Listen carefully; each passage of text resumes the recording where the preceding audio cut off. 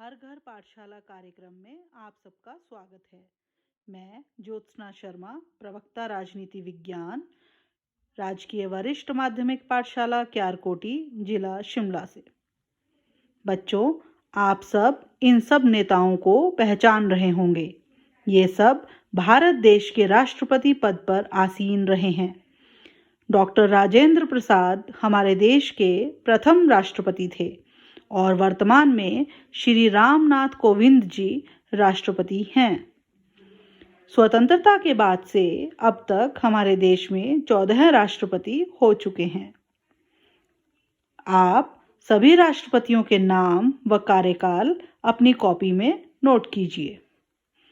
आइए आज हम समझते हैं कि भारत का राष्ट्रपति बनने के लिए किन योग्यताओं का होना आवश्यक है, राष्ट्रपति का कार्यकाल कितना होता है और राष्ट्रपति का चुनाव व पदच्युत करने की विधि क्या है। राष्ट्रपति के पद की व्यवस्था। भारतीय संविधान के अनुच्छेद 52 के अधीन भारतीय राज्य संगठन में राष्ट्रपति का पद निश्चित किया गया है। इस अनुच्छेद में यह व्यवस्था की गई है कि भारत का एक राष्ट्रपति होगा। भारत का समस्त शासन राष्ट्रपति के नाम पर चलता है। भारत में संसदीय शासन प्रणाली है और इस प्रणाली में कार्यपालिका के 2 भाग होते हैं। पहला नाम मात्र कार्यपालिका और दूसरा वास्तविक कार्यपालिका। भारत का राष्ट्रपति नाम मात्र कार्यकारी अध्यक्ष है, क्योंकि वह प्रत्येक कार्य मंत्रिमंडल, जो वास्तविक कार्यपालिका कहलाता है, के परामर्श से ही कार्य करता है। आइए अब जानते हैं कौन व्यक्ति भारत का राष्ट्रपति बन सकता है, अर्थात भारत का राष्ट्रपति बनने के लिए किन योग्यताओं का होना आवश्यक है। तो सबसे पहले जो व्यक्ति भारत का राष्ट्रपति बनना चाहता है वह भारत का नागरिक होना चाहिए। उसकी आयु 35 वर्ष से कम नहीं होनी चाहिए। उसमें वे सभी योग्यताएं हों जो लोकसभा का सदस्य बनने के लिए अनिवार्य हैं। केंद्रीय सरकार या किसी राज्य सरकार के अधीन किसी लाभदायक पद पर आसीन न हो। बच्चों, यहाँ आप यह भी समझ लीजिए कि राष्ट्रपति, उपराष्ट्रपति, राज्यपाल तथा मंत्रियों के पद लाभदायक पद नहीं हैं। संसद या राज्य विधानमंडल के सदस्य राष्ट्रपति का चुनाव लड़ सकते हैं, परंतु निर्वाचित हो जाने के बाद वह संसद अथवा विधानमंडल का सदस्य नहीं रह सकते हैं। राष्ट्रपति का चुनाव लड़ने वाले प्रत्याशी का नाम 50 मतदाताओं द्वारा प्रस्तावित और 50 मतदाताओं द्वारा अनुमोदित होना आवश्यक है। चुनाव लड़ने वाले प्रत्याशी को 15,000 रुपये जमानत राशि के रूप में जमा करवाना भी आवश्यक है। कार्यकाल। राष्ट्रपति 5 वर्ष के लिए निर्वाचित किया जाता है। यह समय उस दिन से आरंभ हो जाता है जिस दिन राष्ट्रपति अपना पद संभालता है। पहले राष्ट्रपति की अवधि समाप्त होने से पूर्व नए राष्ट्रपति का चुनाव कर लेना आवश्यक है।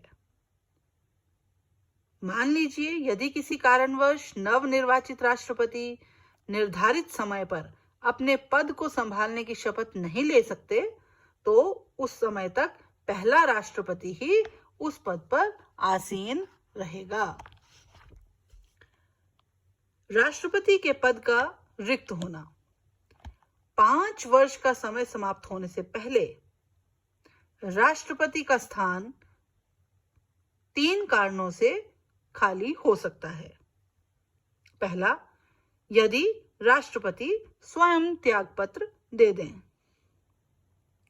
यदि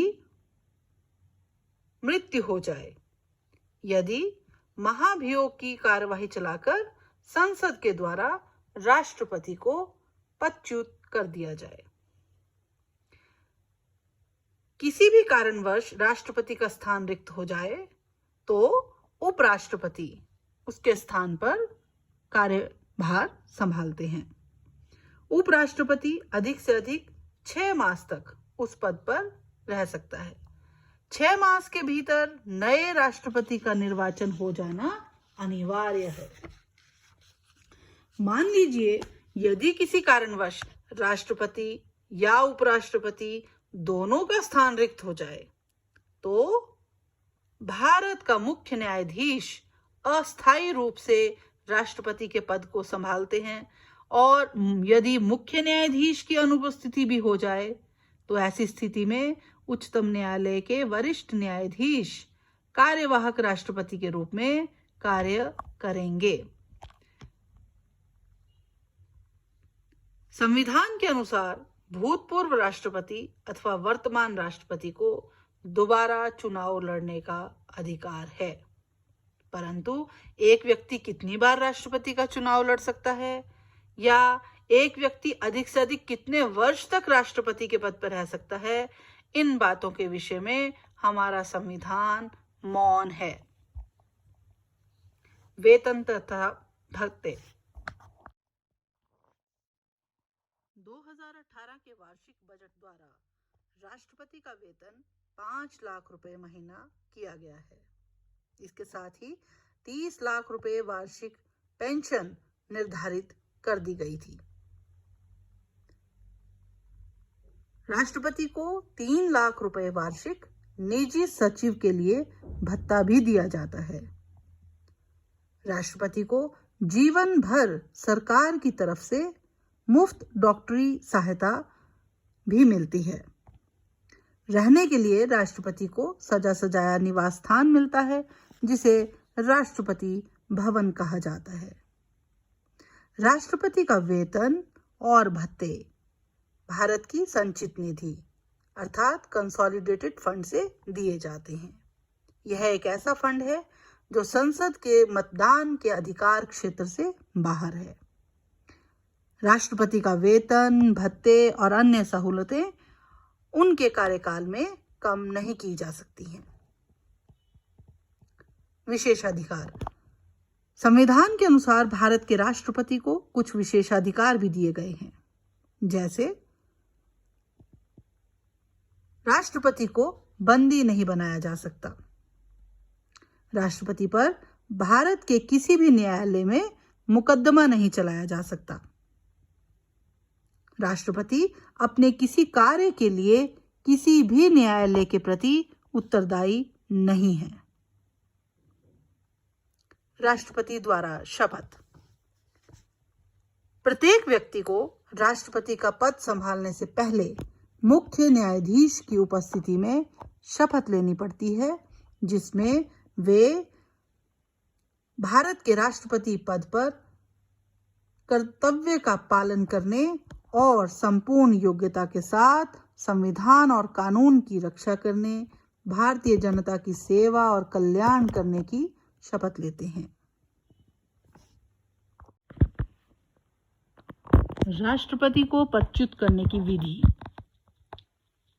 भारत के संविधान में राष्ट्रपति को पदच्युत करने की विधि को इम्पीचमेंट या महाअभियोग कहा जाता है।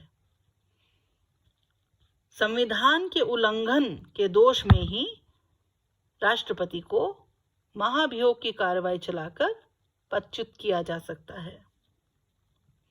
इस विधि के अंतर्गत संसद के किसी भी सदन की कुल संख्या के 1/4 सदस्यों के हस्ताक्षरों सहित दोष से संबंधित पूर्व सूचना प्रस्तुत करने वाले दिन से कम 14 दिन पूर्व देना आवश्यक है। दोष की 14 दिन पूर्व सूचना के बाद उसे सदन में इस प्रस्ताव की कुल संख्या के 2/3 बहुमत के साथ पारित करना भी आवश्यक है। जब पहले सदन में 2/3 बहुमत के साथ यह पारित हो जाता है, तो दूसरे सदन में भी छानबीन के पश्चात कुल संख्या के 2/3 बहुमत के साथ यह प्रस्ताव पारित होना आवश्यक है। यदि ऐसा प्रस्ताव दोनों सदनों में कुल संख्या के 2/3 बहुमत के साथ पृथक पृथक पारित हो जाता है तो राष्ट्रपति को पदच्युत किया जा सकता है। राष्ट्रपति को भी यह अधिकार प्राप्त है कि वह स्वयं अथवा किसी प्रतिनिधि द्वारा दोनों सदनों में अपना पक्ष प्रस्तुत कर सकते हैं। राष्ट्रपति के चुनाव संबंधी संवैधानिक व्यवस्थाएं। संविधान निर्माता राष्ट्रपति को कार्यपालिका का मुखिया नहीं अपितु राष्ट्र का प्रतिनिधि बनाने के इच्छुक थे। इस उद्देश्य के लिए उनका यह प्रयत्न था कि चुनाव में भाग लेने वाले राज्यों तथा केंद्र में समानता स्थापित हो और जहां तक हो सके राष्ट्रपति का चुनाव करते समय सभी राज्यों को समान प्रतिनिधित्व प्राप्त हो। इसके लिए उन्होंने वन मैन वन वोट अर्थात एक व्यक्ति एक मत का सिद्धांत नहीं अपनाया और उसके स्थान पर राष्ट्रपति का निर्वाचन एक चुनाव मंडल अर्थात इलेक्टोरल कॉलेज द्वारा किया जाना और चुनाव मंडल में संसद के दोनों सदनों के निर्वाचित सदस्यों और राज्य विधानसभाओं के निर्वाचित सदस्यों द्वारा सभी सदस्यों के मतों की संख्या निश्चित करने की विशेष विधि पर बल दिया है। राष्ट्रपति का चुनाव अप्रत्यक्ष चुनाव के द्वारा होता है और यह चुनाव आनुपातिक प्रतिनिधित्व प्रणाली की एकल संक्रमणीय विधि द्वारा किया जाता है। राष्ट्रपति लोकसभा में 2 और राज्यसभा में 12 सदस्य मनोनीत करते हैं और ये मनोनीत सदस्य चुनाव में भाग नहीं ले सकते हैं। तो इस प्रकार राष्ट्रपति का जो चुनाव है वह राज्य विधानसभाओं के निर्वाचित सदस्यों की वोट की वैल्यू करके और लोकसभा और राज्यसभा के एमपीज की वोट की वैल्यू निकालकर किया जाता है, जो कि इस प्रकार है। लोकसभा में भाग लेने वाले कुल सांसदों की संख्या 543 और राज्यसभा में चुनाव में भाग लेने वाले कुल सांसदों की संख्या 233 है। राज्यों के सभी विधायकों की संख्या और दिल्ली और पौंडीचेरी के विधायकों की संख्या को मिलाकर भारत में कुल विधायक हैं 4120। तो इस तरह इलेक्टोरल कॉलेज में जो सभी सदस्य हुए वो हुए 543 जमा 233 जमा 4120 कुल 4896। अब सबसे पहले राज्य के विधायकों की वोट की वैल्यू इस फॉर्मूले के आधार पर निकाली जाती है कि उस राज्य की कुल जनसंख्या जो कि 1971 की जनगणना के अनुसार ली जाती है उसे कुल विधायकों की संख्या से भाग किया जाता है। जो संख्या आती है उसे फिर 1000 से भाग कर दिया जाता है। जैसे उदाहरण के लिए बिहार राज्य में कुल विधायकों की सीटें हैं 243 और 1971 की जनगणना के अनुसार वहां की जनसंख्या थी 4,21,26,236। तो बिहार के सभी विधायकों की वोट की वैल्यू को हम इस तरह से निकालेंगे कि 4,21,26,236 को 243 से भाग करेंगे और उसके बाद उसको 1000 से भाग करेंगे तो एक एमएलए की वोट की वैल्यू आएगी 173। ठीक है, तो इस प्रकार भारत देश में सभी एमएलएज की वोट की जो वैल्यू है वो आती है 5,49,474। अब हम लोकसभा और राज्यसभा के सांसदों की वोट वैल्यू निकालेंगे। तो उसके लिए भी एक फार्मूला है जो इस प्रकार है कि vote value of all MLAs upon total number of MPs, यानी अभी जो पीछे हमने सभी विधायकों की वोट वैल्यू निकाली है उसको हम सांसदों की कुल संख्या से भाग कर देते हैं। तो हमारे पास vote value of all MLAs आई थी 5,49,474, जिसको हम टोटल नंबर ऑफ एमपीज यानी 776 से भाग कर देते हैं तो संख्या आती है 708। ये 708 एक एमपी की वोट वैल्यू है। तो total vote value of all MPs 708 को 776 से गुना करेंगे तो कुल संख्या आएगी 5,49,408। तो इलेक्टोरल कॉलेज के लिए टोटल वोट वैल्यू बनेगी 10,98,882। अब total vote value of casted votes को 2 से भाग करके उसमें जमा 1 करेंगे, जो कि जीतने के लिए निश्चित वोट्स का संख्या बताएगी। तो इस प्रकार जो भी व्यक्ति निश्चित मत प्राप्त कर लेता है वह अंत में विनर घोषित किया जाता है।